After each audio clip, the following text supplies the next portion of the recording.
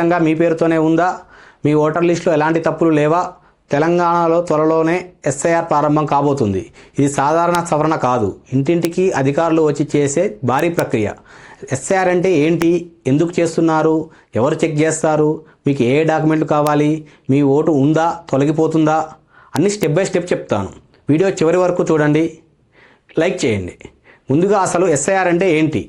SIR అంటే special intensive revision.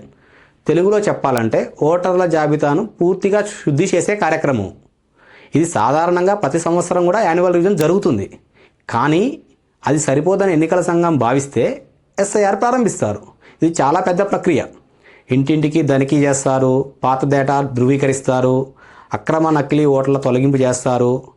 అసలు తెలంగాణలో ఎస్ఐఆర్ ఎందుకు చేస్తున్నారు? ఇంతకుముందు ఎప్పుడైనా చేశారా? 2002, 2004లో తర్వాత దేశవ్యాప్తంగా ఇంటింటి సవరణ జరగలేదు. అందుకే ఓటర్ల జాబితాలో చనిపోయిన వాళ్ళ పేర్లు, ఒకే వ్యక్తి మీద పలు చోట్ల ఓట్లు ఉండడం, వేరే చోటకి మారిన ఓట్లు ఉన్నా వాటిని తొలగించకుండా ఉండడం, ఈ సమస్యలన్నీ పెరిగిపోయాయి. దీన్ని సరిచేయడానికే ఇప్పుడు ఎస్ఐఆర్ తీసుకొస్తున్నారు. ఈ ప్రక్రియలో ప్రధాన పాత్ర ఎవరిది? బిఎల్ఓలది, అంటే బూత్ లెవెల్ ఆఫీసర్స్. వీళ్ళు మీ ఇంటికి వస్తారు, మీ ఓటర్ వివరాలు చెక్ చేస్తారు, ఫోటో స్పష్టంగా ఉందా లేదా చూస్తారు, చిరునామా సరైందా అని పరిశీలిస్తారు. అవసరమైతే కొత్త ఫోటో కూడా అప్లోడ్ చేస్తారు. ఈ ఎస్ఐఆర్లో ముఖ్యంగా ఇవన్నీ చేస్తారు. ఏం చేస్తారు? అక్రమ ఓట్లున్నా తొలగిస్తారు, నకిలీ ఓట్లను తొలగిస్తారు, ఒకే వ్యక్తి పేరు మీద పలు చోట్ల ఓట్లు ఉంటే కూడా తొలగిస్తారు. చనిపోయిన వాళ్ళ పేరు మీద కూడా మనం ఓట్లు ఉండడం చూస్తాం, వారిని కూడా తొలగిస్తారు. వేరే ప్రాంతానికి వెళ్ళిన వాళ్ళవి కూడా చెక్ చేస్తారు. మీ పేరు స్పెల్లింగ్ ఉన్నా, చిరునామా తప్పున్నా, ఫోటో సరిగా లేకున్నా కొత్తది అప్డేట్ చేస్తారు. దీనివల్ల ఓటర్ల నాణ్యత పెరుగుతుంది. ఇది ఏదో కొత్తగా చేస్తున్న పని కాదు. దీనికి భారత రాజ్యాంగం ఆర్టికల్ 324 ప్రకారం ఎన్నికల సంఘానికి సంపూర్ణ అధికారాలు ఉన్నాయి.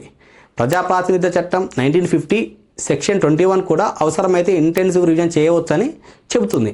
అంటే ఎస్ఐఆర్ పూర్తిగా చట్టబద్ధమైన ప్రక్రియ. దీనిలో మనం ఏ డాక్యుమెంట్లు అవసరం?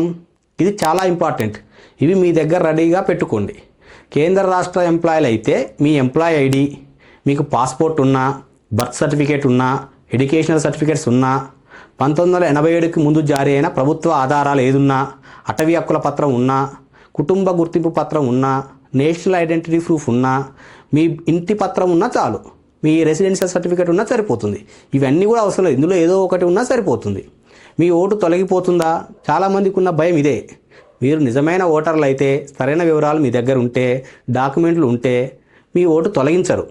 కానీ నకిలీ ఓట్లున్నా, చనిపోయిన వారి మీద ఓట్స్ ఉన్నా, ఒకే వ్యక్తి మీద డూప్లికేట్లు ఓట్లు ఉంటే వాటిని తొలగిస్తారు. ఫ్రెండ్స్, ఎస్ఐఆర్ అనేది మీ హక్కును కాపాడే ప్రక్రియ, మీ ఓటు విలువను పెంచే ప్రయత్నం. బిఎల్ఓ వస్తే సహకరించండి, సరైన డాక్యుమెంట్లు చూపించండి, తప్పులుంటే సరి చేయించుకోండి. ఈ సమాచారం మీ కుటుంబం, స్నేహితులకు కూడా షేర్ చేయండి. వీడియో నచ్చితే లైక్, షేర్, సబ్స్క్రైబ్ చేయడం మర్చిపోవద్దు. మళ్ళీ ఇంకో వీడియోతో కలుద్దాం. జై హింద్.